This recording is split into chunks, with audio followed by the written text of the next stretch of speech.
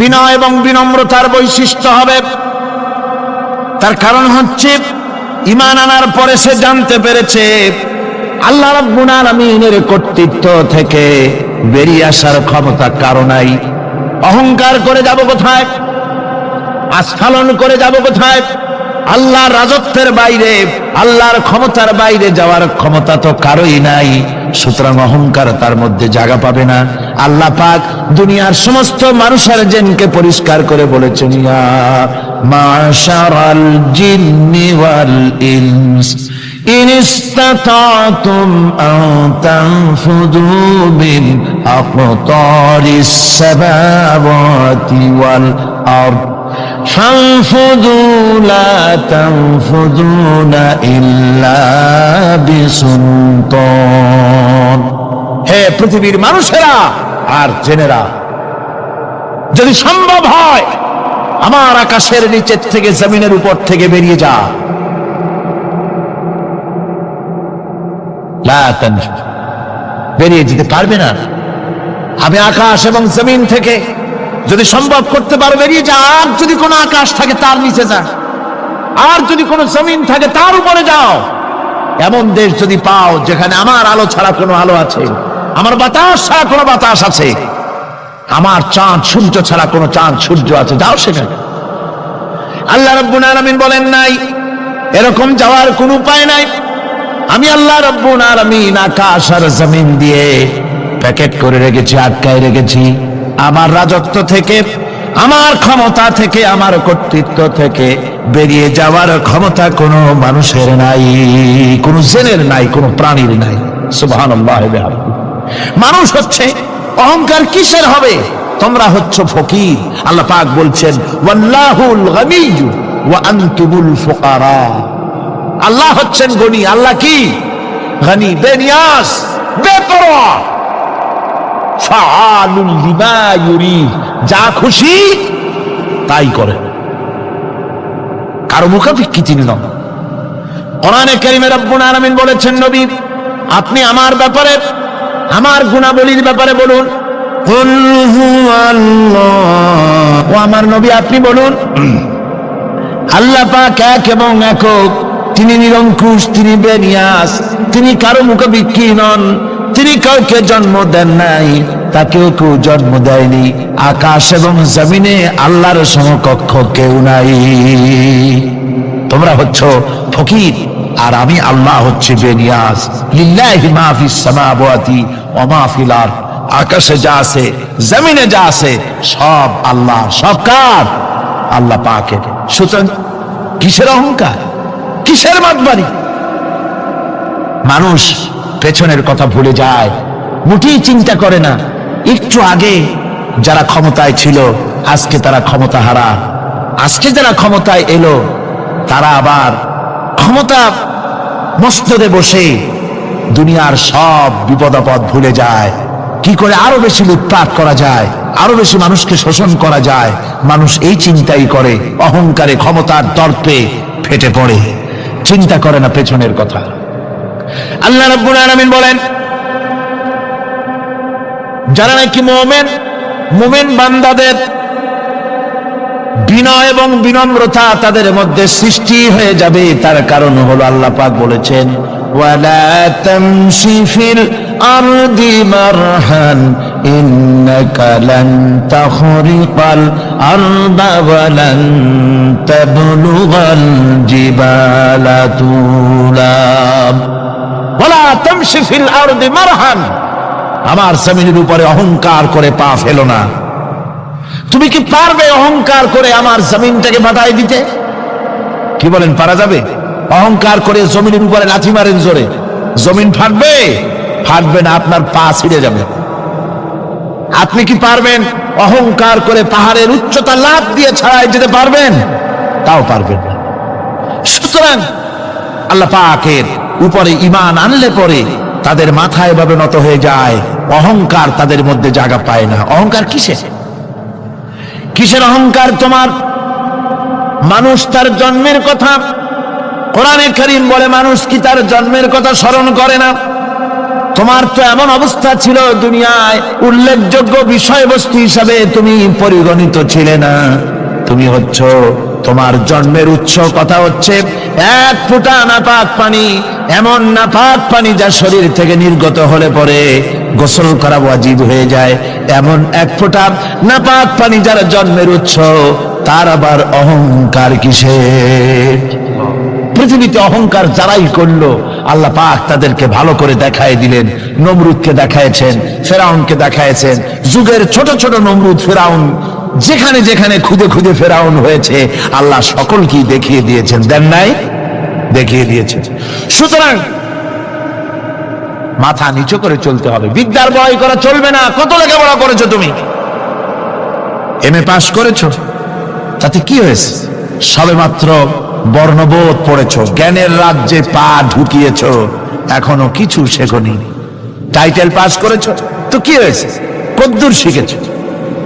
নিউটনের মতো মানুষ মৃত্যুর সময় বললেন, জ্ঞান সমুদ্রের বেলাভূমিতে দাঁড়িয়ে সামান্য বালু কণা নিয়ে নাড়াচাড়া করলাম, অথই সমুদ্রের কিছুই দেখতে পারলাম না। শেখ সাদি রহমতুল্লাহ আলাইহি ইন্তেকালের সময় বলেছেন, মালুম শোধ কি হিচ মালুম না শোধ, সারা জীবন সাধনা করে বুঝিলাম ইহা যে কিছুই বুঝিলাম না। এগুলি হচ্ছে জ্ঞানীদের কথা। আর কোন রকম ইউনিভার্সিটির বারান্দা দিয়ে 3-4 দিন হাঁটছে, কয় যে সব বুঝি। কি বুঝছো? কয় দেয়ার ইজ নো গড, স্রষ্টা বলতে কেউ নেই। পাগল কি আর গাছে ধরে মিয়া?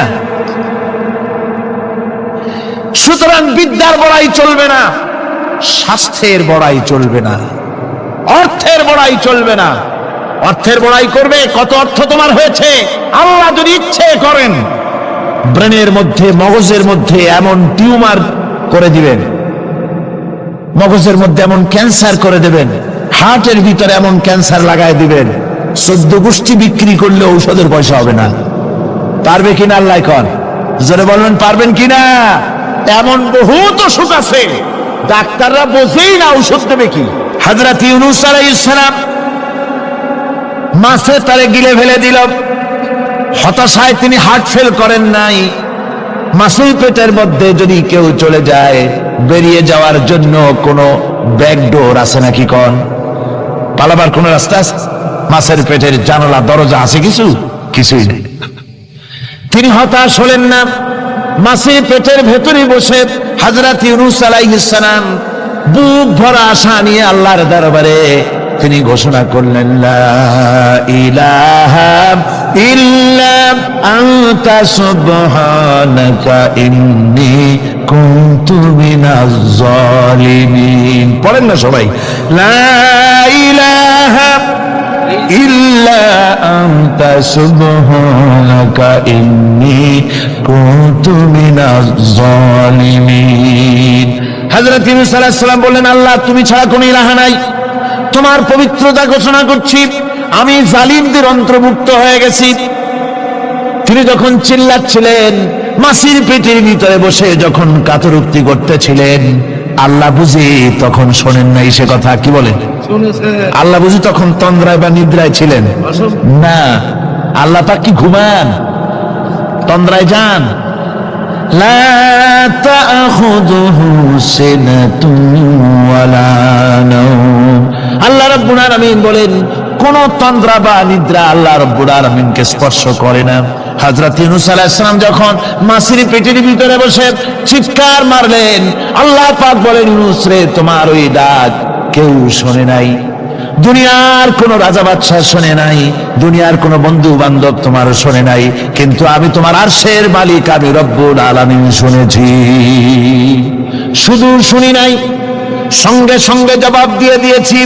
ফাস্তাজাবনা লাহু ওয়া নাজ্জাইনাহু মিনাল গাম্মি। পড়েন, ফাস্তাজাবনা লাহু ওয়া নাজ্জাইনাহু মিনাল গাম্মি ওয়া কাযালিকা নুজিল মুমিনিন। আল্লাহ পাক বলেন, আমি জবাব দিলাম। মাছের পেটের ভিতরে বেদনা শুরু হয়ে গেল, মাছ আর তলদেশে শুয়ে থাকতে পারলো না, সাঁতরাতে পারলো না, মাছ ভেসে উঠল উপরে। পেটের যন্ত্রণায় মাছ কিনারায় চলে এসে বমি করে দিতে পারলে যেন বাঁচি, এই অবস্থা মাছের হলো। কিনারায় চলে এলো, বমি করে ইউনূস আলাইহিস সালামকে ফেলে দিল, মাছও বাঁচলো, ইউনূস আলাইহিস সালামও বাঁচলো। আল্লাহ রাব্বুল আলামিন বলেন, মুমিনেরা শোনো, শুধু ইউনূসকে নয়, ওয়া কাযালিকা নুজিল মুমিনিন, এইভাবে করে মুমিন বান্দারা যদি আমাকে ডাকে, আমার কাছে যদি হাত ফায়লায়, আমি আল্লাহ রব্বুল আলামিন মুমিনদের এভাবে বিপদ মুক্ত করে দেই। আল্লাহ পাক বিপদ মুক্ত করে দেন। ওয়া মান ইয়াত্তাকিল্লাহা ইয়াজআল লাহু মাখরাজা, আল্লাহকে যে ভয় করে আল্লাহ তার জন্য রাস্তা খুলে দেন। জোরে কোন সুবহানাল্লাহ। আল্লাহ পাক বলে, বান্দা যখন আমাকে ডাকে, আমি বান্দার একদম নিকটে, তার ঘাড়ের চাইতেও নিকটে। ওয়া নাহানু আকরাবু ইলাইহি মিন হাবিলিল ওয়ারিদ, আমি আমার বান্দার সারা যে রগের উপরে তার মাথা, এর থেকেও আমি আমার বান্দার বেশি নিকটে। সুবহানাল্লাহ পড়ে। আমি তোমার কাছে, আমার কাছে মাপ চাও, যত বড় গুনাহ হোক। ওয়া ক্বালা রাব্বুকুম উদউনি আস্তাজিব লাকুম, তোমার প্রভু তোমাকে ডেকে বলেছে, আমাকে ডাকো, আমি মাফ করে দেব। সুবহানাল্লাহ। কত বড় কথা, আমাকে ডাকো, নিরাশ হয়েও না, হতাশ হয়েও না। আল্লাহর গজব বেশি না রহমত বেশি? আল্লাহর রহমত বেশি।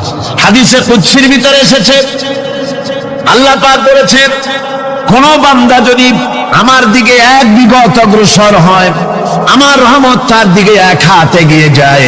কোন বান্দা যদি আমার দিকে হেঁটে আসে, আমার রহমত তার দিকে দৌড়ে যায়। বান্দা যখন আল্লাহর দরবারে দুহাত উঁচু করে চোখের পানি ফেলে দেয়, মুসলিম শরীফের হাদিসের ভিতরে এসেছে, গভীর রাত্রে, রাতের তৃতীয় অংশে আল্লাহ রাব্বুল আলামিন প্রথম আকাশে আসেন আর ডেকে বলেন, পৃথিবীতে আছো নাকি কেউ গুনাহ করে জীবন বরবাদ করে দিয়েছো, আমার কাছে মাপ চাও। ঋণগ্রস্ত আছো, অসুস্থ আছো, অপমানিত আছো, কে আছো মাজলুম, আমাকে ডাকো, আমার কাছে বলো, আমি ডাকে সারা দেব, জীবনের আশা পূরণ করে দেব। ওই সময় যে সমস্ত লোকেরা কাঁদে তাহাজ্জুদের নামাজ পড়ে, আল্লাহ জিজ্ঞেস করেন ফেরেশতারা, অমুক অমুক দেশে অমুক অমুক বান্দারা কাঁদে কেন? ফেরেশতারা বলে, রব্বুল আলামিন তুমি তো ভালো করে জানো। আল্লাহ বলেন, জানি, তবুও তোমাদের মুখে শুনতে চাই। তারা বলে, রব্বুল আলামিন তোমার এই বান্দা গুনাহ করেছি, গুনাহর জন্য মাপ চায়, জাহান্নাম থেকে বাঁচতে চায়। আল্লাহ পাক বলেন, ফেরেশতারা আমার এই বান্দারা আমারে দেখেছে নাকি? বলে দেখে নাই। বলে আমার দোজখ দেখেছে নাকি? বলে না, তাও দেখে নাই। আমার বেহেশত দেখেছে নাকি? বলে না, তাও দেখে নাই।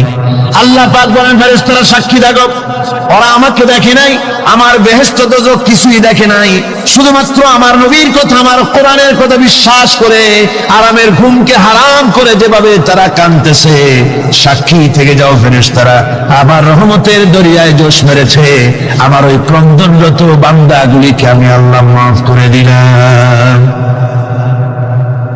সুতরাং মুমিন বান্দা যারা, আল্লাহর মুমিন বান্দা যারা, এই ঈমানের কোয়ালিটি, এটাও হতাশায় নিরাশায় ভেঙে পড়বে না। গুনাহ তো মানুষই করে, গুনাহ হয়ে গেছে, মাপ চাও। তোমার গুনাহ কদ্দুর? তোমার গুনাহ যদি হয় পাহাড় সমান, আল্লাহর রহমত আকাশ সমান। জাহান্নামের কঠিন শাস্তি থেকে বাঁচতে হলে আল্লাহর প্রতি ঈমান আনতে হবে। আর ঈমান আনলে যে কোয়ালিটি গুলি হওয়া উচিত, সেগুলি আমি আপনাদের সামনে আলোচনা করছি। এরপর আরেকটি কোয়ালিটি হবে মুমিনের, তা হলো কঠোর কঠিন বিপদে অবিচল থাকবে, বিপদে ভেঙে পড়বে না। বিপদ আপদ, শত্রুতা, ক্ষয় ক্ষতি যা কিছু হয় সবই আল্লাহর পক্ষ থেকে, এটা মেনে নিতে হবে এবং ধৈর্য ধারণ করতে হবে। বিপদ মুসিবত শুধু উম্মতের জন্য নয়, দুনিয়ার সমস্ত নবীদের বিপদ এসেছে, হয় নাই? নবীদের বিপদ আসে নাই? কোরআনে কারীম থেকে শুনুন, আল্লাহ রাব্বুল আলামিন বলেন, ওয়া কাযালিকা জাআলনা লিকুল্লি নাবিয়্যিন আদুওয়াম মিনাল মুজরিমিন। আল্লাহ পাক বলেন, এমনি করে আমি সকল নবীদের শত্রু বানিয়ে দিয়েছি, সব পাপিষ্ঠ আর অপরাধ প্রবণ লোকদেরকে। প্রত্যেক যুগে নবীদের শত্রু ছিল, প্রত্যেক যুগে নবীদের কি ছিল? শত্রু ছিল। সে শত্রু কারা ছিল? আল্লাহ পাক বলছেন, নবীদের শত্রু ছিল পাপিষ্ঠ আর অপরাধ প্রবণ লোক এরাই ছিল নবীদের দুশমন। রাসূলগণের অবস্থা যদি এই হয়, তাহলে তার উম্মত, ওই দিনের ধারক বাহক যারা, তাদের বুঝি বিপদ আপদ হবে না নাকি? হবে কিনা? তো ইসলামের বিরোধিতা যারা করে, কোরআনের পরিভাষায় বলা হয়েছে ইসলামের দুশমন, নবীদের দুশমন। দুনিয়ার সব পাপিষ্ঠ আর অপরাধ প্রবণ লোকেরাই ইসলামের দুশমন হয়, নবীদের দুশমন হয়। আজও দেখেন, আজও তাকিয়ে দেখেন, ইসলামী আন্দোলনের বিরোধিতা যারা করে তারা পাপিষ্ঠ চরিত্রের কিনা তাকায় দেখেন, খুঁজে দেখেন, সর্বত্র খুঁজে দেখুন, খুঁজে দেখুন। যারা ইসলামী আন্দোলনের বিরোধিতা করে, যারা ইসলামকে মিটিয়ে দেওয়ার চেষ্টা করতেছে, যারা ইসলামকে মৌলবাদ বলে, ইসলামকে সাম্প্রদায়িক বলে, কোরআনে কারীমের কথা কত স্পষ্ট যে নবীদের দুশমন হয়, ইসলামের দুশমন হয় মুজরিম লোকেরা, অপরাধ প্রবণ আর পাপিষ্ঠ লোকেরা। আজও আমরা দেখতে পাই এই শ্রেণীর লোকেরা পাপিষ্ঠ এবং সবচাইতে সমাজের নিকৃষ্ট ধরনের চরিত্রহীন লোক। নামাজ নাই। আপনি খুঁজে দেখেন ইসলামী আন্দোলনের বিরোধিতা যারা করছে, যারা নেতৃত্ব দিচ্ছে, নামাজ নাই, রোজা নাই, চরিত্র নাই, হজ নাই, যাকাত নাই, মদ, জুয়া, জেনা, ব্যভিচার ইত্যাদিতে লিপ্ত। চেহারা দেখলে ছেলেপেলেরা 2 গ্লাস পানি খায় ভরসে। কথা ঠিক কিনা কর? এই হলো অবস্থা। মারে কেন? মুমিনদেরকে, পয়গম্বরদেরকে, সাহাবীদেরকে এবং ঈমানদারদেরকে মারে কেন? তার কারণ হচ্ছে আল্লাহ রাব্বুল আলামিন বলেছেন, ওয়া মা নাকামু মিনহুম ইল্লা আইয়ুমিনু বিল্লাহিল আজিজিল হামিদ। কাফিররা ঈমানদার লোকদেরকে অন্য কোন অপরাধী নির্যাতন চালায় না, নির্যাতন চালায় শুধু এই কারণে যেহেতু মুমিন লোকেরা পরাক্রমশালী, আল্লাহ রাব্বুল আলামিনের দ্বীনকে কায়েম করতে চায়, তার উপরে ঈমান এনেছে, এই কারণেই তারা মারে। ঠিক কিনা কর? যুগে যুগে নবীদের উপরে, সাহাবীদের উপরে যে অত্যাচার হয়েছে, সেই অত্যাচার এই কারণেই হয়েছে, অন্য কোনো কারণে নয়। এই কঠিন বিপদে অবিচলতা এবং ধৈর্যের দৃষ্টান্ত নবীগণ পেশ করেছেন পৃথিবীর বুকে। আমরা দেখেছি ইব্রাহিম আলাইহিস সালামকে আগুনে ফেলানো হয়েছে, আছে না কোরআন শরীফে? আমি কিন্তু গল্প করতেছি না, সব কোরআনের কথা। কিসের কথা?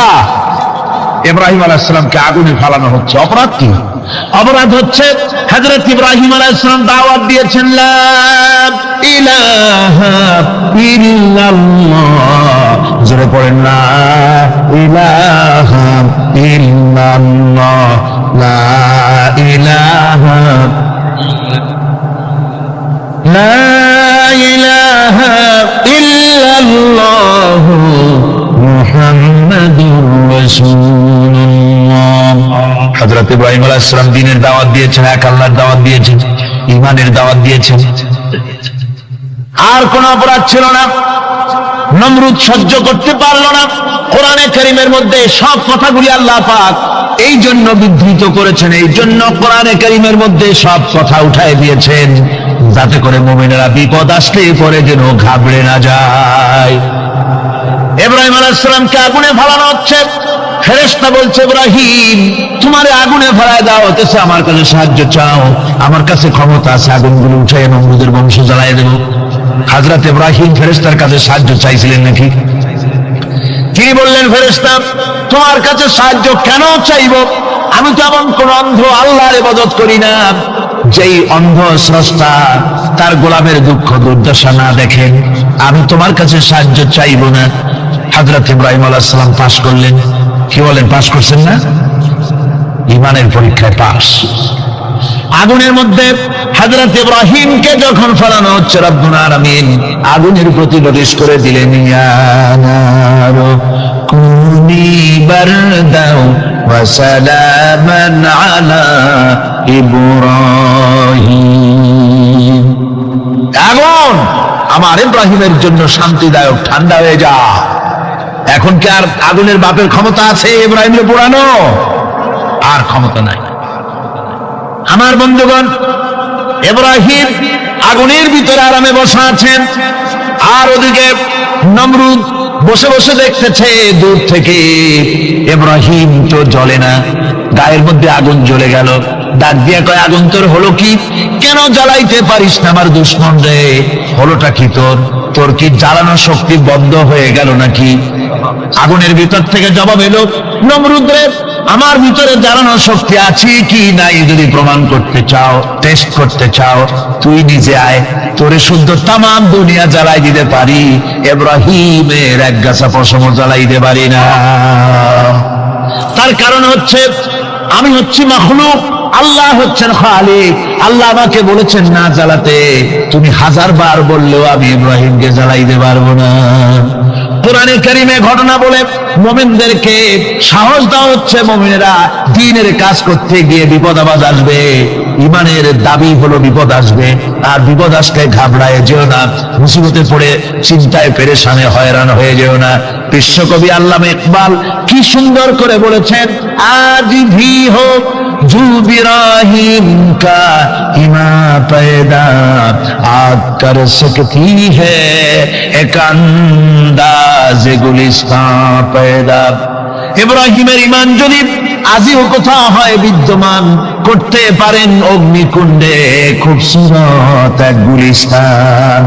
আজ যদি আগুনের ভিতরে কোন নমরুদ কোন ইব্রাহিমকে যদি ফেলে দেয়, আল্লাহ রাব্বুল আলামিন আজও আগুনকে ফুলের বাগান বানায়া দিবেন। সুবহানাল্লাহ। ভয় পাওয়ার কারণ নাই, চিন্তা করার কোনো কারণ নাই। আমার বন্ধুগণ, হযরতে হুদ আলাইহিস সালামকে যখন সমাজের লোকেরা, রাষ্ট্রের লোকেরা ঘিরে ফেলে দিল, সমাজ শক্তি, রাষ্ট্র শক্তি যখন তাকে ঘিরে ফেলে দিল, ষড়যন্ত্রের পাহাড় তুলে দিল, তারে মেরে ফেলে দিবে, হযরত হুদ দেশ থেকে তা পালায় গেলেন না, ভয় পেলেন না। হযরতে হুদ আলাইহিস সালাম বললেন, কোরআনে কারীমে হযরত হুদের কথা কোট করা হলো, ফাকিদুনি জামিআন সুম্মা লা তুযিরুন। সম্মিলিতভাবে ষড়যন্ত্র করো আমার বিরুদ্ধে, সবাই মিলে ষড়যন্ত্র করো, সুম্মা লা তুযিরুন, আর আমাকে এতটুকু অবকাশ তোমরা দিও না। ইন্নী তাওয়াক্কালতু আলাল্লাহি রাব্বি ওয়া রাব্বিকুম, আমি ভরসা করেছি সেই আল্লাহর উপরে, যার কুদরতি হাতের ভেতরে, যিনি আমাদের রব তোমাদেরও রব, আর যার কুদরতি হাতের ভিতরে তামাম পৃথিবীর জানগুলি যার হাতে, সে আল্লাহর উপরে ভরসা করেছি। ষড়যন্ত্র যদ্দূর আছে করতে থাকো, আমি ষড়যন্ত্র পরোয়া করি না। সুবহানাল্লাহ। এটাই হলো মুমিনের কোয়ালিটি। শুধু ঈমান, লা ইলাহা ইল্লাল্লাহ মুহাম্মাদুর রাসূলুল্লাহ, গরুর গোশত খাই, আর রবিউল মাস আসতে পরে ইয়া নবী সালাম আলাইকা, ইয়া রাসূল সালাম আলাইকা, তারপরে গরম গরম জিলাপি আর রসগোল্লা খাইলাম খুব বেশি করে, এর নাম মুমিন নয়। মুমিন হচ্ছে তার চলায় ফেরায়, ওঠায় বসায় সাহসিকতার এক আন্দাজ তৈরি হবে সে।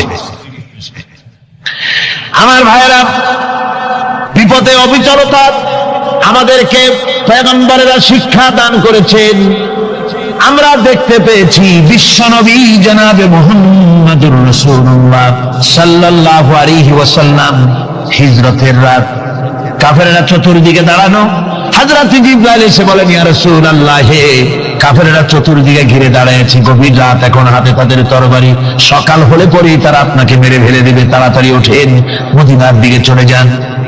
আল্লাহ নবী ঘুমের থেকে জেগে হযরত আলীকে ডেকে বলেন, আলী, আল্লাহ অর্ডার করেছে আমি মদিনায় চললাম, আমার বিছানার পরে আমার চাদর গায়ে দিয়ে শুয়ে থাকো। হযরত আলী বলেন, আল্লাহর হাবিব, আপনার চাদর গায়ে দিয়ে ঘুমিয়ে থাকবো, সকালবেলায় কাফির বেঈমানেরা আপনার বিছানার পরে আপনার চাদর গায়ে দেওয়া অবস্থায় আমি আলীকে তারা মুহাম্মদ মনে করবে, আর আমি আলীকে নবী মনে করে তারা তাদের তরবারি দিয়া কেটে কেটে টুকরা টুকরা করে আমারে বিদায় করে দেবে দুনিয়া থেকে। এতটুকুনো পরোয়া করি না, বরং আমার দিলের মধ্যে এটাই তৃপ্তি থাকবে যে আমি আলীর জীবনের বিনিময় আল্লাহর হাবিব দুনিয়ায় বেঁচে আছে। যে ব্যক্তি বিদ্রোহ করেছে এবং দুনিয়ার জীবনকে অগ্রাধিকার দিয়েছে, তার জায়গা হচ্ছে জাহান্নাম। জোরে বলেন নাউজুবিল্লাহ। যে ব্যক্তি আল্লাহর সঙ্গে বিদ্রোহ করেছে আর পরকালের জন্য পাথর জোগাড় করে নাই, দুনিয়াকে অগ্রাধিকার দিল, পরকালকে ভুলে গেল, তার জায়গা হলো জাহান্নাম। ওয়াম্মা মান খাফা মাকামা রাব্বিহি ওয়া নাহান নাফসা আনিল হাওয়া ফাইন্নাল জান্নাতা হিয়াল মাওয়া। আর যে ব্যক্তি আপন প্রভুর সামনে উপস্থিত হকে ভয় করেছে এবং আপন প্রবৃত্তিকে লালসা মুক্ত করেছে, লালসার হাত থেকে রক্ষা করেছে, আল্লাহ রাব্বুল আলামিন কিয়ামতের দিন তার জন্য রেখে দিয়েছেন জান্নাত। তার জন্য কোন জায়গা? জান্নাত। আমাদেরকে পরকাল ভিত্তিক জীবন যাপন যদি করি তাহলে কবরের জবাবগুলি খুব আসান হবে। আর যদি পরকাল ভিত্তিক জীবন যাপন না হয়, কবরটা মুসিবতের জন্য মুসিবত হয়ে যাবে। হযরত ওসমান রাদিয়াল্লাহু তাআলা আনহু কবরের কাছে গিয়ে খুব কাঁদতেন। সাহাবায়ে কেরাম প্রশ্ন করেছেন, হুজুর, রাসূল করিম সাল্লাল্লাহু আলাইহি ওয়াসাল্লাম যখন জান্নাত ও জাহান্নামের ওয়াজ করেন কখনো তো এত বেশি আপনি কাঁদেন না, যত বেশি কাঁদেন কবরের কাছে এসে, কারণ কি?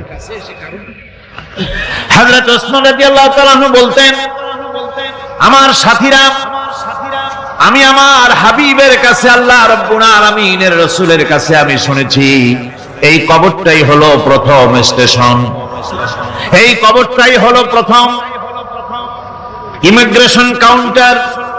এই জায়গায় যদি কেউ ধরা পড়ে যায়, কারো যদি চার্জশিট হয়ে যায়, সব জায়গায় ধরা পড়ে যাবে, হাসরে মিজানে সিরাতে কোনো জায়গায় নাজাত পাবে না। আর এই কবরটা যদি কেউ মুক্তি পেয়ে যায়, মিজান সিরাত হাসর সব জায়গা থেকে আল্লাহ তারে ভালোভাবে পার করে দিবেন। এটা হলো আসল জায়গা, মারাত্মক জায়গা, খুব মারাত্মক জায়গা। আমি এটাকে ইমিগ্রেশন কাউন্টার বলেছি আমার ভাষা। ইমিগ্রেশন কাউন্টার যারা বিদেশ ভ্রমণ করেছেন তারা জানেন। লন্ডন যাবেন, আমেরিকা যাবেন, সৌদি আরব যাবেন, যে কোনো বিদেশে যাবেন, গেলেই পাসপোর্ট তারা দেখবে। পাসপোর্টে আপনার ন্যাশনালিটি কোনটা সেটাই তারা জানতে চাইবে। আপনি কোন দল করেন এটা তারা জানতে চাইবে না। আপনি কোন ভাষায় কথা বলেন তাও তাদের জানার দরকার নেই। প্রথমেই তারা আপনার ন্যাশনালিটি দেখবে, আপনার আইডেন্টিটি কি তারা জানতে চাইবে। তারপরে যদি স্যাটিসফ্যাক্টরি হয় আপনাকে ভিসা দিয়ে ভেতরে ঢোকবার ব্যবস্থা করে দেবে। আর যদি তারা স্যাটিসফাইড না হয় তাহলে আপনাকে মেহমানখানায় ঢুকানো হবে গ্রেফতার করে। কবর হচ্ছে এ ধরনের একটি ইমিগ্রেশন কাউন্টার।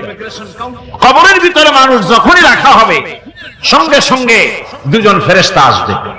কবরের কাছে যারা এসেছিল দাফন হয়ে যাওয়ার পর এই লোকগুলি 40 কদম যেতে যতক্ষণ লাগে এর মধ্যেই দুজন ফেরেশতা এসে যাবে, এসে জিজ্ঞেস করবে, মান রব্বুকা, তুমি কোন দল করতে? ওটা তাদের জানার দরকার নেই।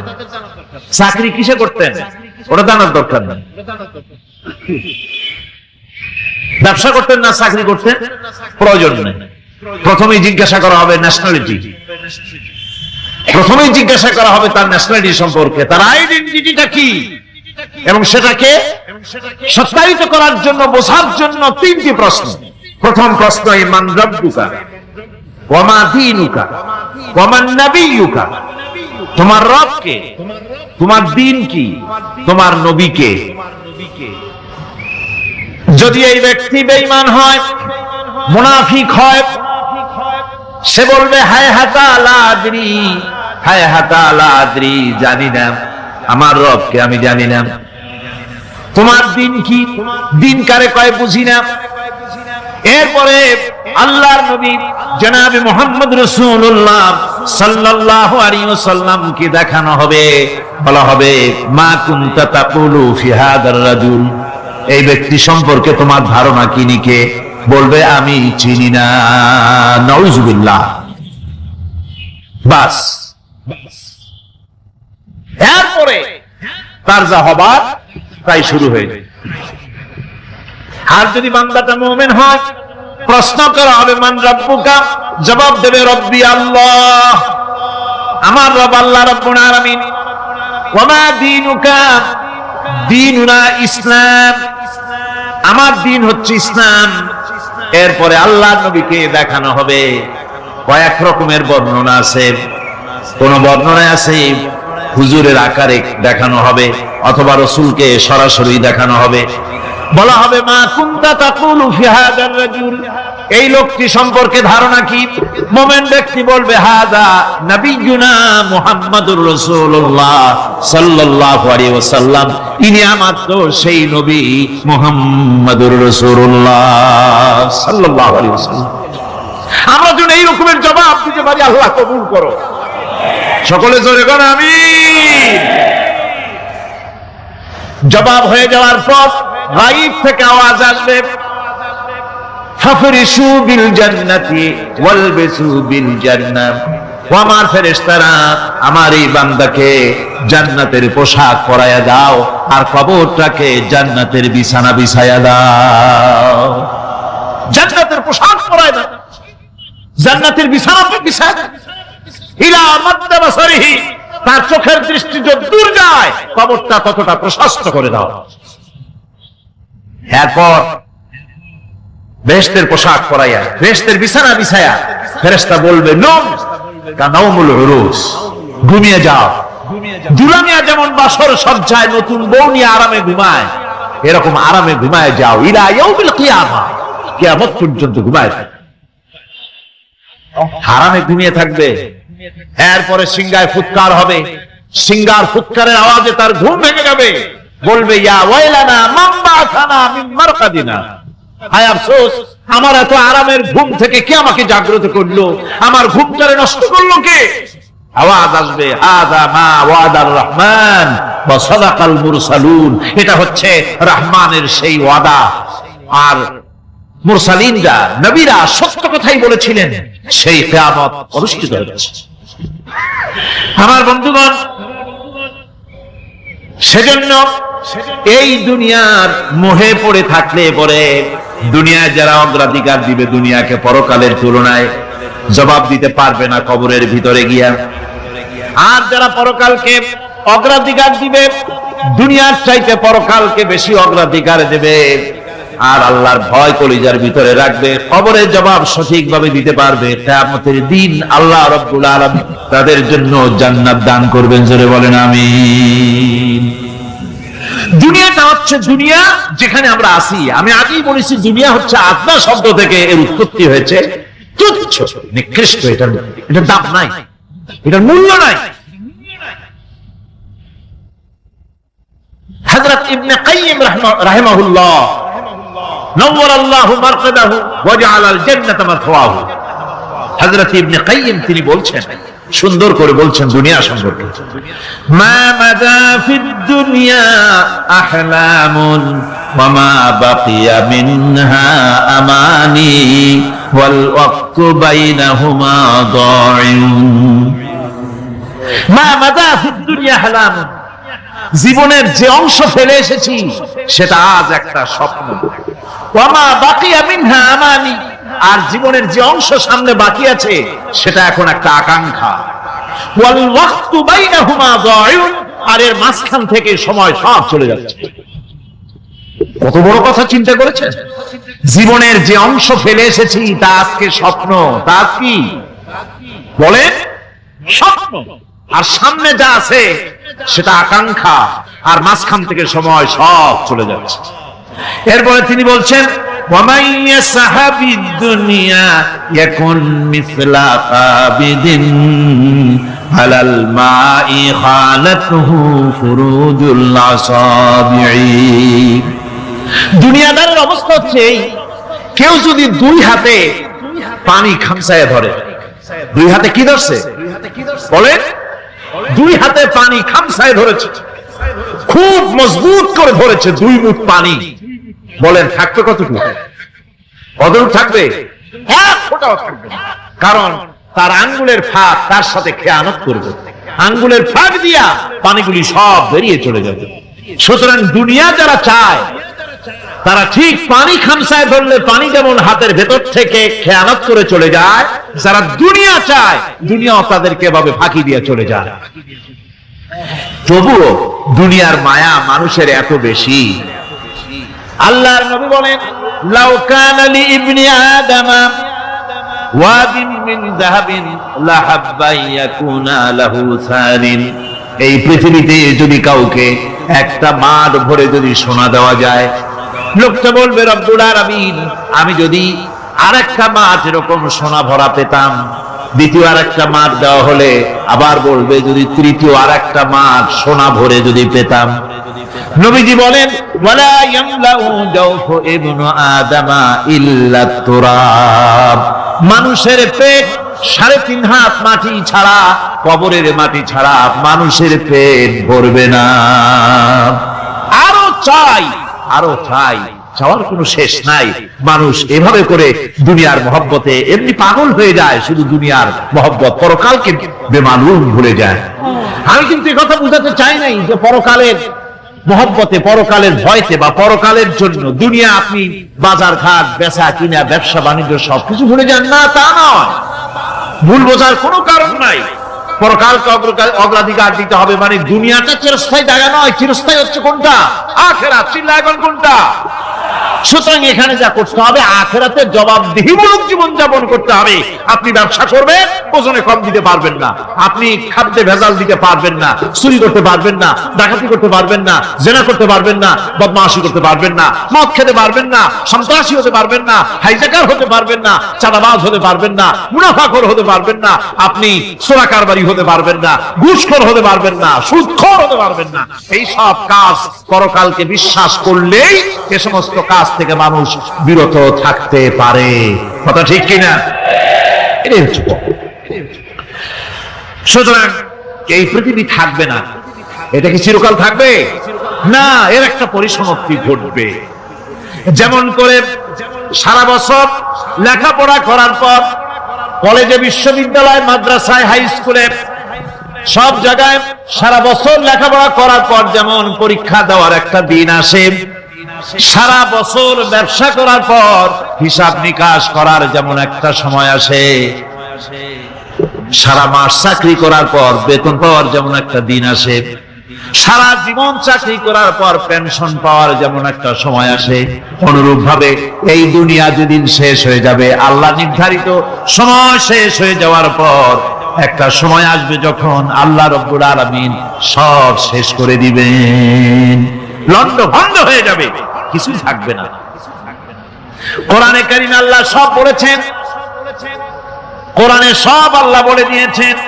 আল্লাহ পাক বলেন এই পৃথিবীর সব কেমন ভাবে ধ্বংস হবে তার চিত্র আল্লাহ পাক কোরআনে কারীমে তুলে ধরেছেন।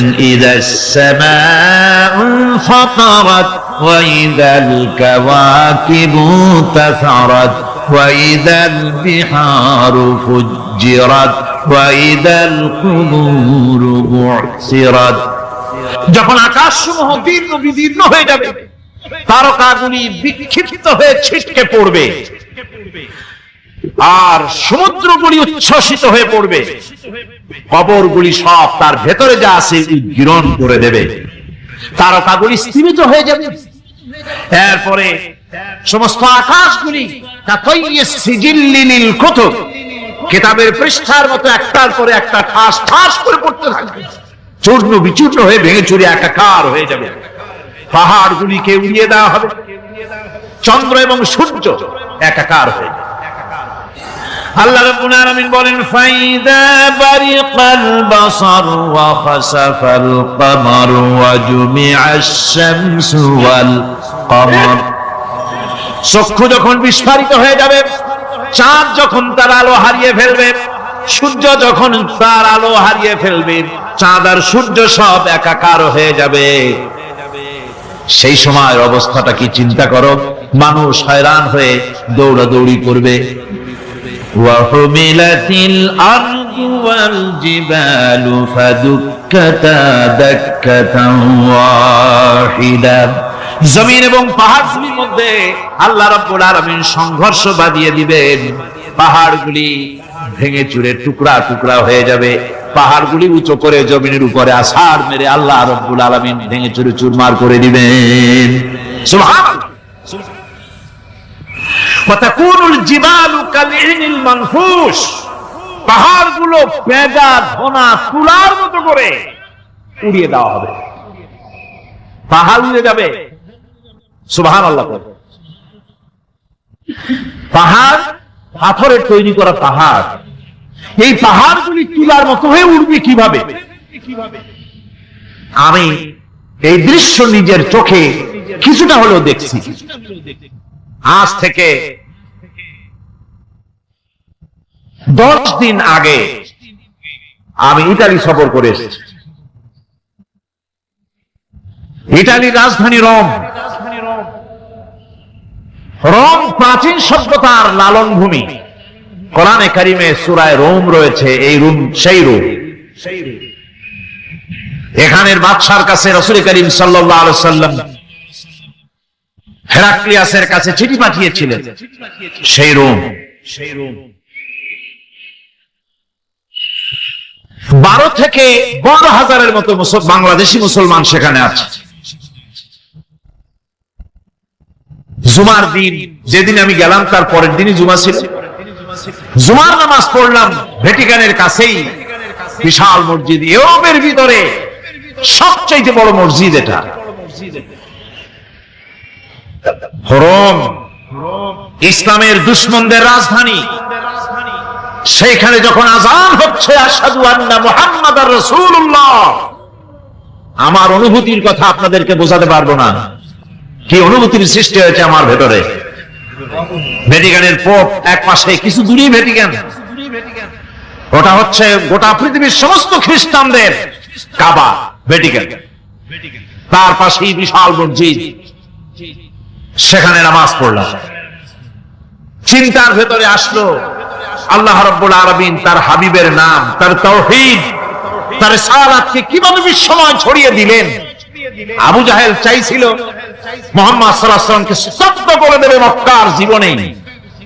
কত বদনাম, সাহের, কাহেন, কাযযাব, শায়ের, নাউযুবিল্লাহি মিন যালিক, কত গালাগালি করলো। আর আল্লাহ শোনালেন, হাবিব চিন্তার কোনো কারণ নাই, ওয়ারাফা'না লাকা যিকরাক, আমি আপনার প্রশংসা বিশ্বময় ছড়িয়ে দেব। সুবহানাল্লাহি ওয়া বিহামদিহি। রোম প্রোগ্রাম শেষ করে আমাকে তারা নিয়ে গেল, যেটা আমি বলছি সফর কাহিনী শোনাবার সময়টা না, যেহেতু এর সঙ্গে প্রাসঙ্গিক সেজন্য বলছি। পাহাড় কেমনে তুলার মতো হয়ে উঠবে তার নজির দেখেছি। রোম শহর থেকে 300 মাইল দূরে, 300 কিলোমিটার দূরে নেপোলিয়ান বোনাপার্ট তার বাড়ি, এবং ওটা তার নামে একটা প্রভিন্স। ভূমধ্য সাগরের পারে ভিসুভিয়াস, পৃথিবীর সবচেয়ে বড় আগ্নেয়গিরি। সেটা দেখাতে নিয়ে যাওয়া হলো আমাকে। যে পাহাড়টা পৃথিবীর মাটি থেকে তার চূড়া হচ্ছে 3 মাইল উঁচু। এর 2 মাইল গাড়িতে করে ঘুরে ঘুরে যাওয়া যায়, এরপর আর গাড়িতে যাওয়া যায় না, বাকিটুকুন যেতে হবে হেঁটে হেঁটে। পাহাড়ের উপরে অক্সিজেন কম, বেশ কষ্ট হচ্ছিল উঠতে। জীবনে প্রথম পাহাড়ে চড়েছি জাবালে নূর, রাসূল করিম সাল্লাল্লাহু আলাইহি ওয়াসাল্লামের উপরে যেখানে ওহী হয়েছিল সর্বপ্রথম। পাহাড় চড়ার একটা অভিজ্ঞতা ওখান থেকে আমার কিছুটা হয়েছিল। খুব কষ্ট হলো বাকি 1 মাইল উঠতে।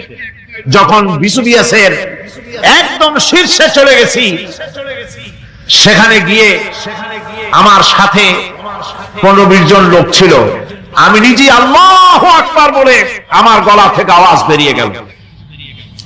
আমি দেখতে পেলাম ভিসুভিয়াসের শীর্ষে বিশাল গর্ত। আমার মনে হয় গর্তটা এই মাঠের 1/4 হবে। এই মাঠের 1/4 হবে গর্তটা। সেই গর্তটার গভীরতা হচ্ছে 1.5 কিলোমিটার। এইখান থেকে পাথরগুলি উত্থিত হয়েছে, আগ্নেয়গিরি। পাথর আগুনে গলে লাভা হয়ে এগুলি পাহাড় বেয়ে উপচে পড়েছে, চতুর্দিকে 12 মাইল ছড়িয়ে গিয়েছে। আমার মনে পড়লো ওয়াকুদুহান নাস ওয়াল হিজারা, জাহান্নামের আগুনের ইন্ধন হবে মানুষ আর পাথর। আমি সেখানে সেজদায় পড়ে গিয়ে কান্নাম আর বললাম, আল্লাহ জাহান্নামের আগুন হারাম করে দিও আমাদের জন্য। পাথর কিভাবে গললো, গলে পাথরগুলি গলে পুড়ে চতুর্দিকে পড়েছে, আর ছিটকেছে, চতুর্দিকে ছিটকে পড়েছে। সেই পাথরগুলি ছিটকে ছিটকে যেগুলি পুড়ে পড়েছে, সেগুলিকে দূরে সাদা রঙের বলে মনে হয়। কোনোটা সাদা, কোনোটা কালো, মনে হয় যেন তুলার মতো হয়ে পড়ে আছে চতুর্দিকে। 1944 সনে তৃতীয়বারের মতো ভিসুবিআরসি অগ্নিগিরি যে অগ্নি উৎপাত করে তাতে আশেপাশের 12 মাইল এলাকা এফেক্টেড হয়ে যায়। পাথরগুলি গলে এভাবে বিধ্বস্ত করে দিয়েছে। এখান থেকে এখানে জোহরের নামাজ, আসরের নামাজ আমরা পড়লাম, আল্লাহর কাছে খুব দোয়া করলাম।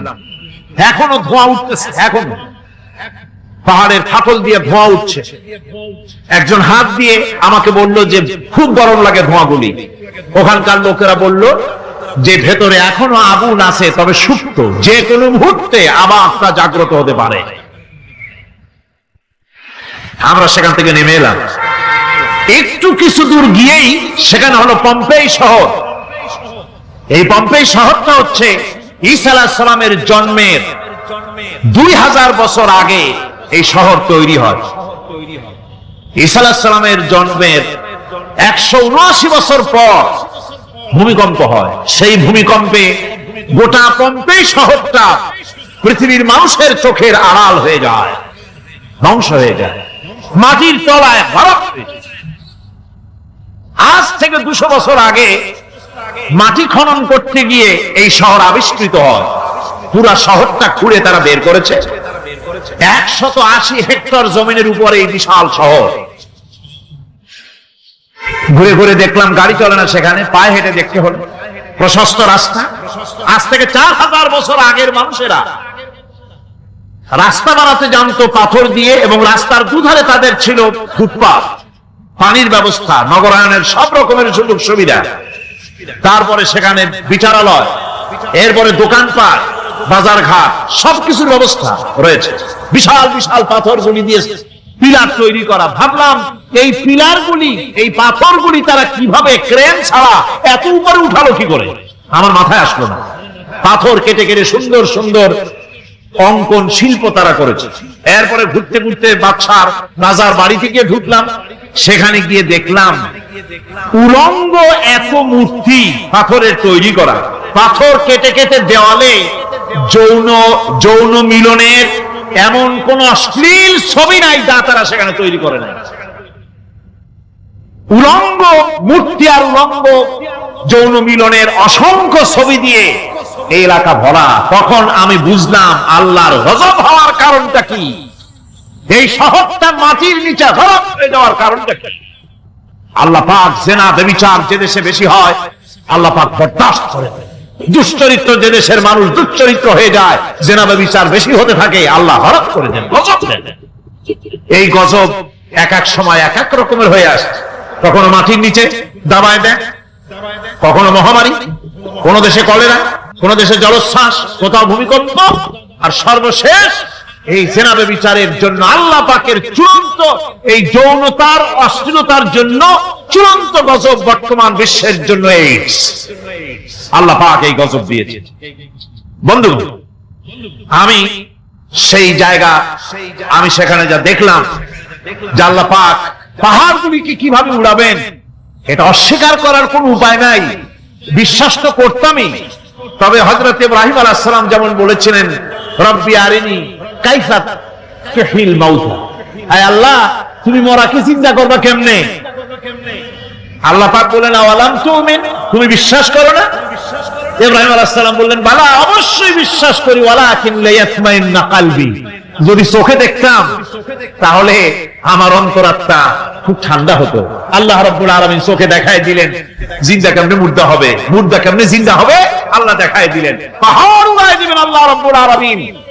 একথা কলিজার মধ্যে তার উপর ঈমান বিশ্বাস, কিন্তু আল্লাহ চোখে দেখাইছেন, ঈমান আরো মজবুত হয়েছে, যা ছিল আরো মজবুত হয়েছে। সুবহানাল্লাহ।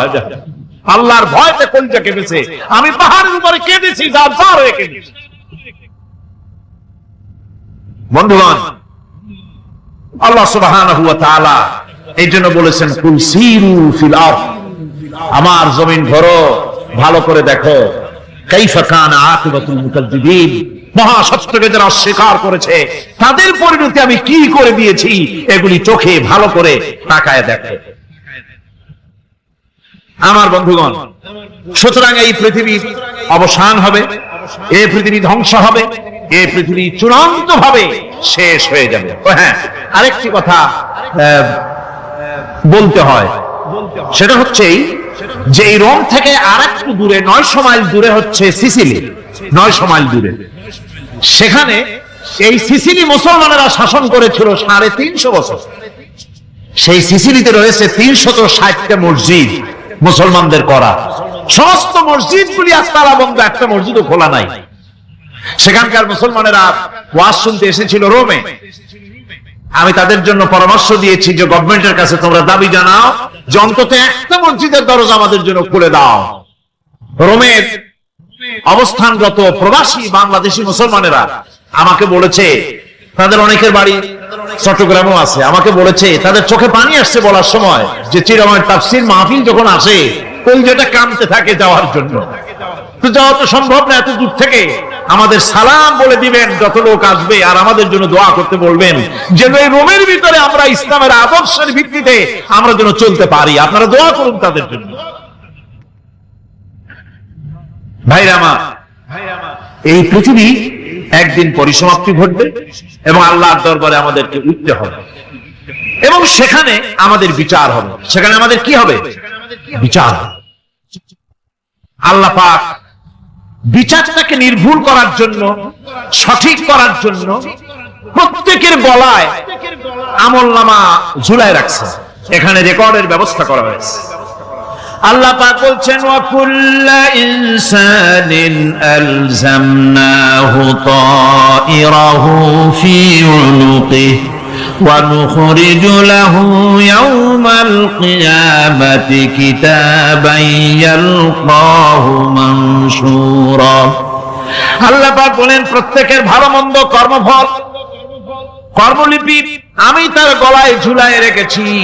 কিয়ামতের দিন সে নিজের কাছে স্পষ্ট সব দেখতে পারবে, কোনো জিনিস বাদ পড়বে না। তার গলায় তার আমলনামা ঝুলানো আছে, সব রেকর্ড হতেছে। আমরা যা করছি সবগুলি রেকর্ড হয়ে যাচ্ছে। বর্তমান বিজ্ঞানীরা আবিষ্কার করেছে যে মানুষের শরীরের ভিতরে ডিএনএ আছে, রক্তের ভিতরে ডিএনএ, এটা একটা কোড। মানুষের রক্তের ভিতরে ডিএনএ আছে। যেমন তার ব্রেনের ভিতরে কতগুলি কোষ আছে, এক একটা কোষ এক এক ধরনের কাজ করে, অনুরূপ ভাবে তার শরীরের ভিতরে রক্তের ভিতরে ডিএনএ আছে। এই ডিএনএটা কি? এই ডিএনএটা হচ্ছে, এই ডিএনএ একটা কম্পিউটারের মতো কাজ করতেছে। লোকটা কি করবে, কোথায় যাবে, সে ভালো হবে মন্দ হবে কি হবে, সব তার ডিএনএ এর মধ্যে রেকর্ডকৃত আছে। এটা বোঝার জন্য একটা সুন্দর দৃষ্টান্ত দেওয়া যায়। যেমন এই কাগজটাকে আপনারা মনে করুন একটা গাড়ির একটা ব্লুপ্রিন্ট, একটা গাড়ির ব্লুপ্রিন্ট। এখানে লেখা আছে গাড়ি কিভাবে তৈরি হবে। এই কাগজটা নিয়ে ঘরের মধ্যে রেখে দিলেন। এখন এই কাগজটা থেকেই অটোমেটিক গাড়ির উইন্ডো তৈরি হলো, শিল তৈরি হলো, গাড়ির বডি তৈরি হলো, চেসিস তৈরি হলো, টায়ার তৈরি হলো, ইঞ্জিন তৈরি হলো, ব্যাটারি তৈরি হলো, পেট্রোল নিল, আর কোন রকমের ড্রাইভার ছাড়াই গাড়ি চলতে আরম্ভ করলো। এই কথাটা যদি মনের মাথার মধ্যে আনতে পারেন যে এটা কিভাবে হইতে পারে, এতে লেখা অনুযায়ী যেভাবে হওয়া যদি সম্ভব হয়, অনুরূপ ভাবে মানুষের রক্তের ভিতরে ডিএনএ এর আবিষ্কার করেছে।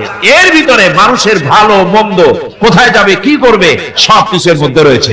কোরআন কারীমে আল্লাহ রাব্বুল আলামিন, আমি গত বছর বলছিলাম যে বিজ্ঞানের আবিষ্কার যত বাড়বে কোরআন বোঝা মানুষের জন্য তত সহজ হবে। কোন সুবহানাল্লাহ। কোরআন বোঝা মানুষের জন্য তত সহজ হবে। সুতরাং মানুষের গলার সাথে আল্লাহ পাক বলছেন যে একটা আমলনামা আমি ঝুলাই দিয়েছি তার গলার সাথে, সে যা করতেছে ওখানে সব লিপিবদ্ধ হচ্ছে, কম্পিউটারাইজড, কম্পিউটারের মতো এগুলি সব গ্রহণ করতেছে। এগুলি কিয়ামতের দিন তার সামনে হাজির করা হবে। কিয়ামতে যখন আমলনামা তার সামনে দিয়ে বলা হবে, ইকরা কিতাবাকা কাফা বিনাফসিকাল ইয়াওমা আলাইকা হাসিবা, তাকে বলা হবে নিজের কর্মলিপি নিজেই পড়ো, আজ তুমি তোমার নিজের হিসাব নিতে যথেষ্ট। বন্ধুগণ, এই মাহফিলে যত লোক আমরা বসে আছি, আমরা আমাদের হিসাব নিতে যথেষ্ট না আরেকজন লাগবে? কোন আমরা যথেষ্ট কিনা? কথা বোঝেন নাই। আমি বলতে চেয়েছি এটা, আমরা যদি এখন চোখ বুঝে চিন্তা করি যে পিছনের জীবনে কি করেছি মনে পড়বে নাকি পড়বে না? বলেন সবাই, পড়বে কি পড়বে না? ছোটবেলায় কবে পায়ের নিচে কাঁটা ফুটেছিল, কবে কোথায় আছাড় খেয়েছিলেন, কবে কার বেল তাল আম কাঁচা আম চুরি করে খেতে গিয়ে কিল খেয়েছিলেন, তারা খেয়েছিলেন, তাকে এখন মনে নাই? আছে। তাহলে কি ওই তাল বেল চুরি করতে গিয়ে যে কিলটা খাইছিলেন সেটাও মনে আছে, ভালো মন্দ সব মনে আছে। তাহলে কোন হোটেলের রুমে কি করছিলেন, কোন স্কুলে কোন কলেজে কি করছিলেন, তারপরে জীবনে ছোট বড় ঘটনাগুলি সব বুঝতে মনে পড়বে না? এবার হিসাব করেন, মনে যদি পড়ে এবার হিসাব করেন আপনি জান্নাতি না জাহান্নামী। আপনি আপনার নিজের হিসাব নেওয়ার জন্য যথেষ্ট। তাকে হিসাব করতে বলা হবে, তোমার হিসাব, তোমার নিজের হিসাব নেওয়ার জন্য তুমি যথেষ্ট, তোমার হিসাব তুমি নিজেই করো, এটা পড়ো। আর সেই কিয়ামতের দিন কোন সাহায্যকারী মিলবে না।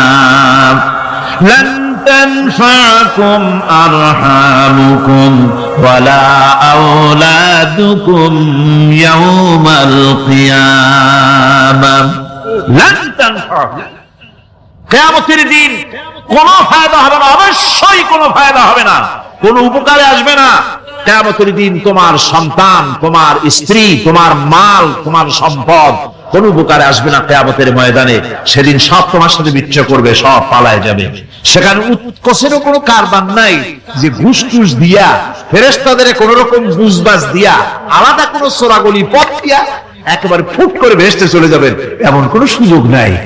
অনেকে বলে হুজুর এমন কিছু দোয়া শিখায় দেন যাতে ওই সব জেহাদ বোমা এগুলি খুব ভয় পাই, ওসব রাস্তা না, খুব সহজে কিছু দোয়া দুরূদ করিয়া আস্তে করে জান্নাতে চলে যাওয়া যায়, এরকম একটা দোয়া, এরকম একটা পথ বলে দেন। আমি বলি ভাই, এরকমের কোন চোরাগলি আমার রাসূল আবিষ্কার করতে পারেন নাই। আল্লাহর পয়গম্বরের এই ধরনের পথ, কোন পথ আবিষ্কার করতে পারেন নাই। সেখানে কিয়ামতের দিন কাউকে উৎকোষ গ্রহণ করার কেউ নাই, উৎকোষ দেওয়া যাবে না। আর উৎকোষ দিবি নেবার কি, আপনার কাছে কিছু নাইও, থাকলেও নেওয়ার কেউ নাই। এই দুনিয়ায় ফাঁকিবাজি করে বহুত কিছু করা যায়, কিন্তু কিয়ামতের মাঠে এগুলি কিছুই চলবে না। اليوم لا ينفع مال ولا بنون। কিয়ামতের দিন ধন সন্তান সন্ততি আর সম্পদ কোনো কাজে লাগবে না। সেদিন শুধু আমল যদি ভালো হয় কাজে লাগবে, আমল খারাপ হবে সব শেষ হয়ে যাবে। আল্লাহ রাব্বুল আলামিন নবীজিকে ডেকে বলেছেন, নবী আপনি বলেন, কুল মা কুনতু বিদআম মিনার রাসূল, আপনি বলুন আমি কোন নতুন রাসূল নই, আমার আগে অনেক নবী রাসূল পৃথিবীতে এসেছেন, তারা বিদায় হয়ে গেছেন। আমি জানি না কিয়ামতের দিন আল্লাহ রাব্বুল আলামিন আমার সাথে কি ব্যবহার করবেন, আর আমি এও জানি না যে কিয়ামতের দিন আল্লাহ পাক তোমাদের সাথে কি ব্যবহার করবেন। এই আয়াত নাযিল হওয়ার পর আল্লাহর হাবিব তার মেয়েকে ডাকলেন, জামাইকে ডাকলেন, নাতিদেরকে ডাকলেন, আহলে বাইতদেরকে ডাকলেন, আর বললেন, ও আমার মেয়ে কলিজার টুকরা ফাতেমা গো শোনো, কেবলমাত্র আয়াত নাযিল হয়ে গেল, আল্লাহ পাক আমাকে শুনাইছেন কিয়ামতের দিন আমি জানি না আমার সঙ্গে কি ব্যবহার করা হবে, আর এও জানি না যে তোমাদের সাথে কি ব্যবহার করা হবে। ও আমার কলিজার টুকরা মেয়ে ফাতেমা, কিয়ামতের দিন মুহাম্মদ সাল্লাল্লাহু আলাইহি সাল্লামের মেয়ে, এই হিসাবে তোমার নাজাতের ফয়সালা হবে না। ও আমার কলিজার টুকরা নাতি হাসান আর হোসেন, কিয়ামতের দিন মুহাম্মদ সাল্লাল্লাহু আলাইহি সাল্লামের নাতি হিসাবে ফয়সালা হবে না। ও আমার জামাই হযরতে আলী, কিয়ামতের দিন আমার জামাই হিসাবে নাজাতের ফয়সালা হবে না। আমল যদি ভালো হয় ফয়সালা ভালো হবে, জান্নাতে চলে যাবে।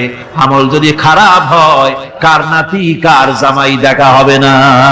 সুবহানাল্লাহ, কঠিন কিয়ামতের মাঠ। এই পরকালের বিশ্বাস যদি কলিজার মধ্যে ঢোকে মানুষ ভালো হয়ে যাবে। সুবহানাল্লাহ। আপনাদের দৃষ্টিতে পারবে, কথার জবাব যে দিলেন না। পুলিশে কি মানুষের চরিত্র ভালো বানাইতে পারবে? পুলিশের চরিত্র ভালো বানাবে কেনা, সেটাই তো কথা। মানুষের চরিত্র যাতে ভালো থাকে, মানুষের জন্য খারাপ কাম না করে সেজন্য পুলিশ, পুলিশ যাতে খারাপ কাম না করে সেজন্য আরো একটা ডিপার্টমেন্ট আছে না, তারা যাতে খারাপ কাজ না করে সেজন্য আর একটা আছে, এন্টি করাপশনের আবার এন্টি করাপশন আছে, তার উপর আবার এন্টি করাপশন আছে, এন্টিটার অভাব না। সুতরাং পুলিশ দিয়া, বিডিআর দিয়া, আর্মি দিয়া মানুষের, দেশের, জাতির চরিত্র ভালো বানানো যায় না। রাসূলুল্লাহ এ দিয়ে বানান না, এটা ইসলামের নিয়ম নয়। পুলিশ দিয়া, আর্মি দিয়া দেশের মানুষের চরিত্র ভালো বানানো যায় না। চরিত্র ভালো বানানো যায় কেবলমাত্র পরকালের ভয় দিয়া। কি কিসের ভয় দিয়া? ওই যে মক্কার জীবনে ওই সমস্ত মানুষগুলি যারা চুরি করত, ডাকাতি করত, জেনা করত, বদমাশি করত, যারা শয়তানি করত, যারা মানুষকে খুন করত, এই মানুষগুলি এত ভালো হয়ে গেল, যারা চুরি ছেড়ে দিল, ডাকাতি ছেড়ে দিল, জেনা ব্যভিচার ছেড়ে দিল, এত ভালো হয়ে গেল, পৃথিবীর মধ্যে সেরা মানুষ তারা হয়ে গেলেন। জোরে বলেন সুবহানাল্লাহ।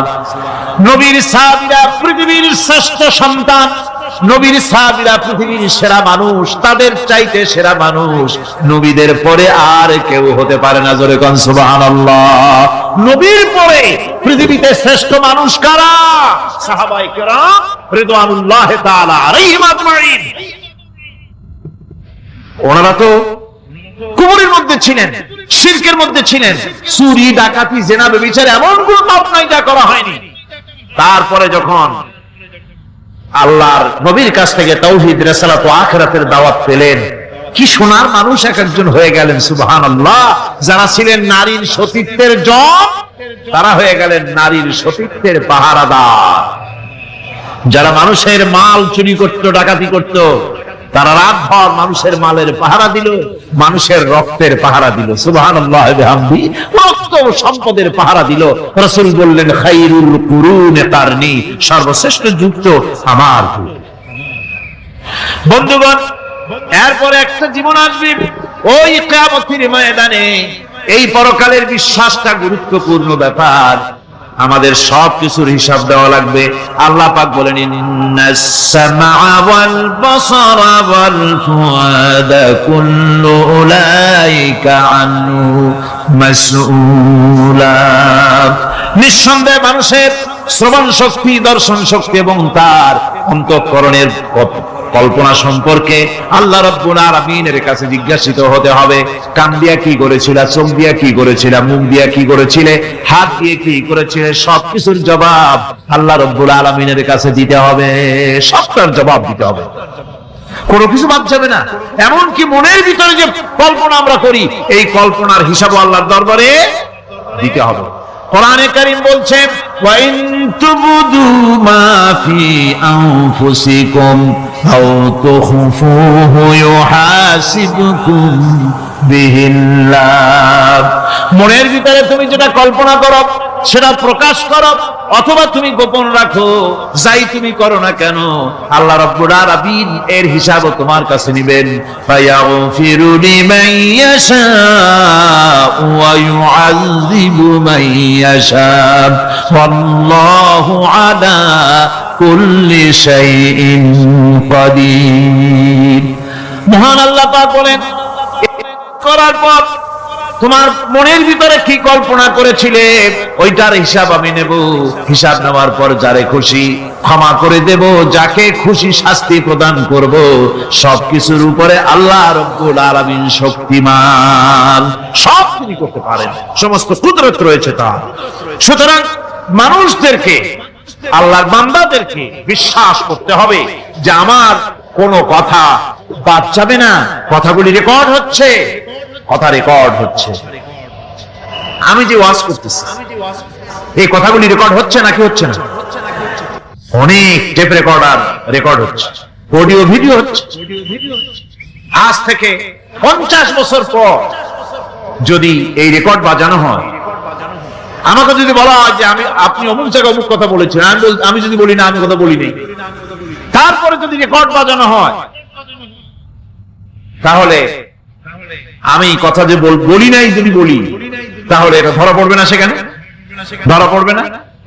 তাহলে এই মানুষের কথা প্লাস্টিকের ফিতায় রেকর্ড করে 50 বছর, 100 বছর, 200 বছর, 500 বছর যদি প্লাস্টিকের ফিতায় এটাকে চলচ্চিত্র করে অথবা টেপ রেকর্ডারে করে যদি ধরে রাখা যায়, এই বুদ্ধিটা কে দিলেন কন্ত দেখি?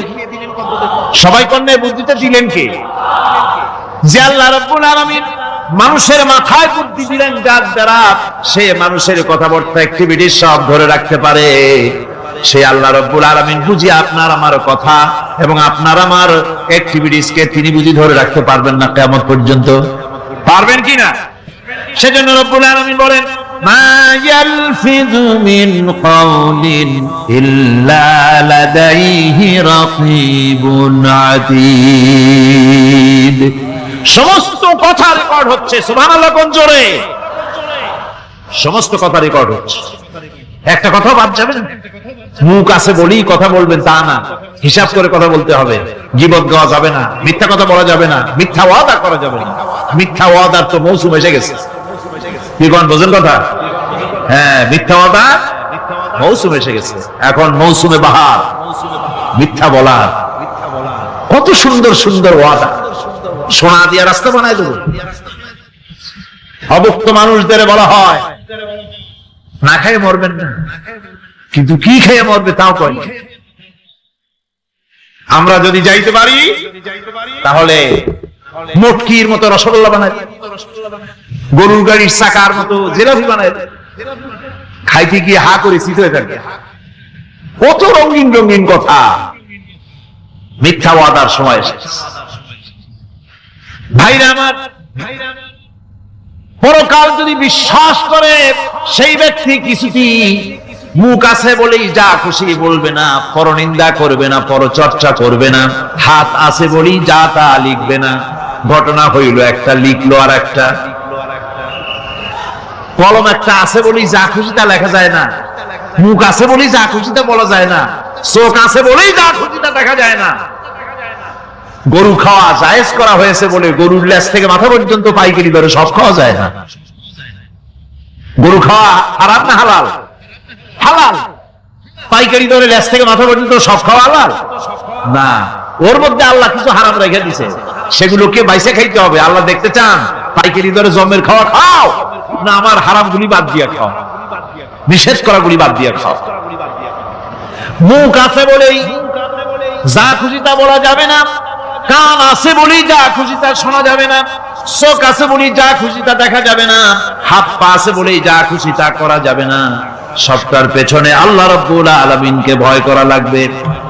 মহান আল্লাহ রাব্বুল আলামিন বলে, বান্দারে তোমার সমস্ত কার্যাবলী এমনকি তোমার চাহনিটা পর্যন্ত কার দিকে কি নিয়তে তাকায়ছো কেউ জানে না, আমি আল্লাহ রাব্বুল আলামিন জানি।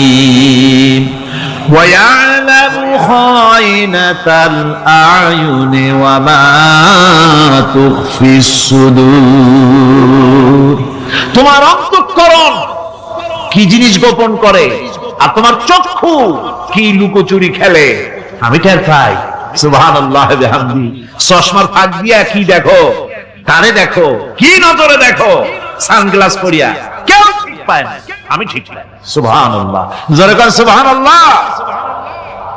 সুতরাং চোখের নজরের হিসাব হবে, হাতের কাজের হিসাব হবে, পায়ের চলার হিসাব হবে, আপনার বলার হিসাব হবে, মুখে যা বলেছেন, যা করেছেন, হাত পাও দিয়ে যা করেছেন, সবকিছুর হিসাব হবে কিয়ামতের দিন। আল্লাহর দরবারে সবকিছু উপস্থিত হবে, কোন জিনিস বাদ পড়বে না। فَمَن يَعْمَلْ مِثْقَالَ ذَرَّةٍ خَيْرًا يَرَهُ وَمَن يَعْمَلْ مِثْقَالَ ذَرَّةٍ شَرًّا يَرَهُ।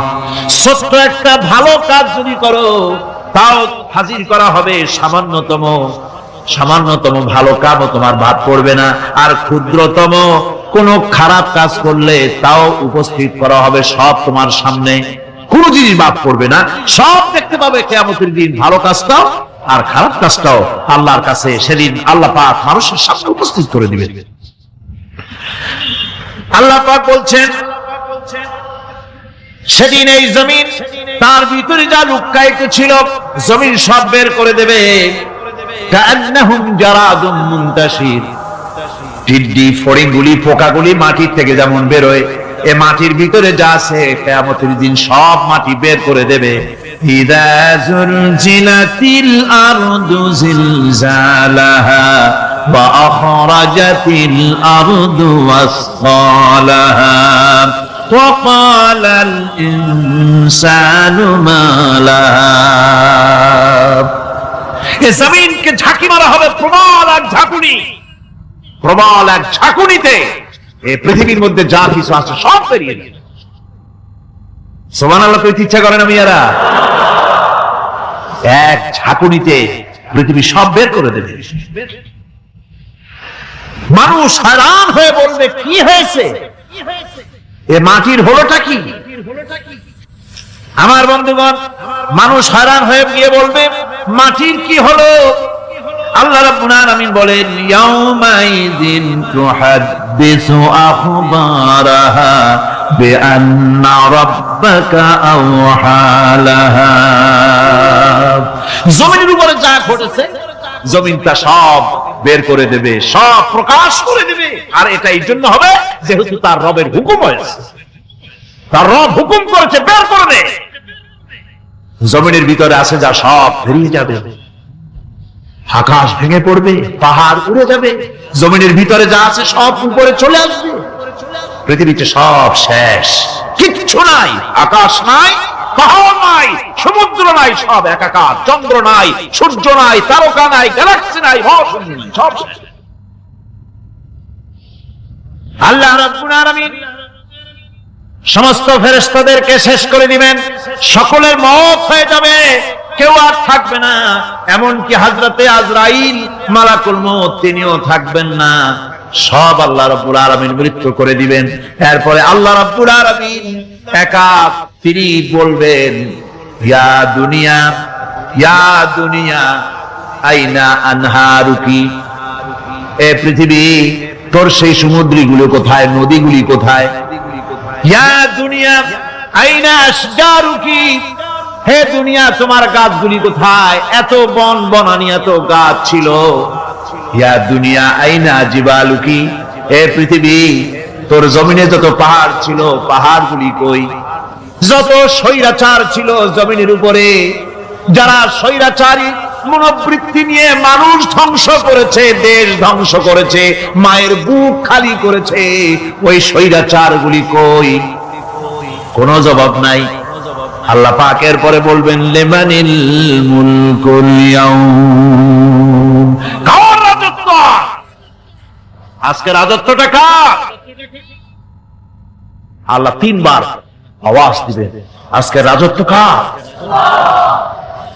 আল্লাহ পাক যখন তিনবার করে ডাক দিবেন, কোনো জবাব নাই, কোনো জবাব নাই। কে জবাব দেবে? আল্লাহ রাব্বুল আলামিনের সামনে কার ক্ষমতা আছে কথা বলার? কেউ তো নাই, সব শেষ। আল্লাহ পাক বলবেন লিল্লাহিল ওয়াহিদুল কাহ্হার, একমাত্র পরাক্রমশালী আল্লাহ রাব্বুল আলামিনের রাজত্ব আছে। সেই হাসরের মাঠে আমাদের সকলকে উপস্থিত হয়ে যেতে হবে। কেউ আমরা এখান থেকে বাঁচতে পারবো না, সবাইকে।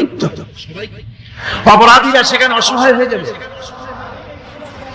অপরাধীরা অসহায় হয়ে যাবে। আল্লাহ পাক বলেন ফাইদা জাআতিস সাখাতু ইয়াওমা ইয়াফিরুল মারউ মিন আখিহি ওয়া উম্মিহি ওয়া আবিহি ওয়া সাহিবাতিহি ওয়া বানিহি।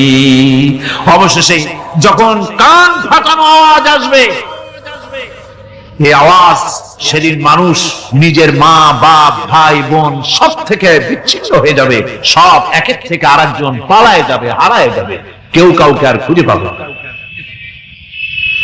সেদিন ওই কিয়ামতের মাঠে বিভীষিকাময় দৃশ্য, মানুষ হয়রান হয়ে যাবে।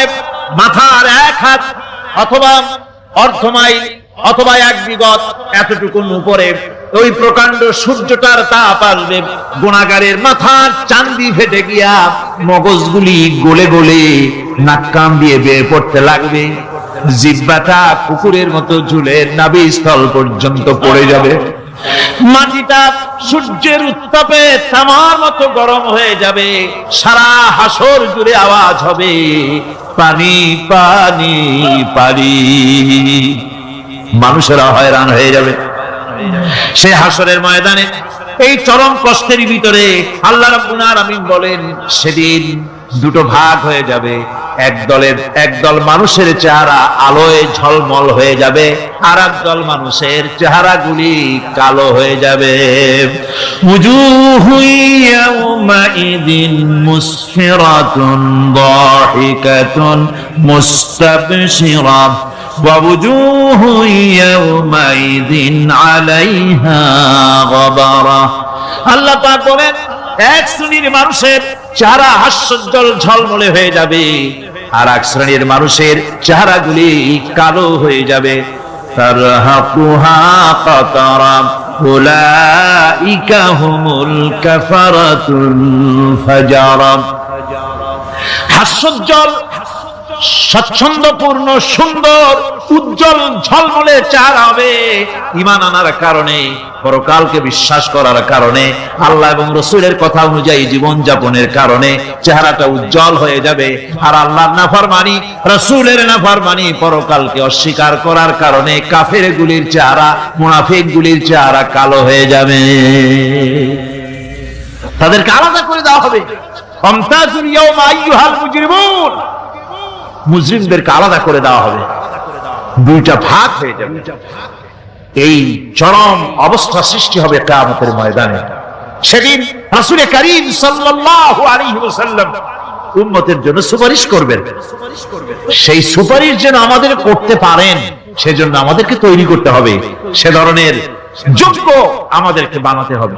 বন্ধুগণ, এই পরকালীন জীবন, এর সম্ভাবনা, এটা যে হবে এবং সেই পরকালে আমাদের সকলকে যে উঠতে হবে, কিয়ামতে আল্লাহর কাছে জীবনের সবকিছুর জবাবদেহি করতে হবে, এই ভীতি সৃষ্টি করতে চায় আল্লাহ পাক মানুষের ভেতরে। আল্লাহ পাকের চাইতে মানুষের কল্যাণকামী আর কেউ আছে?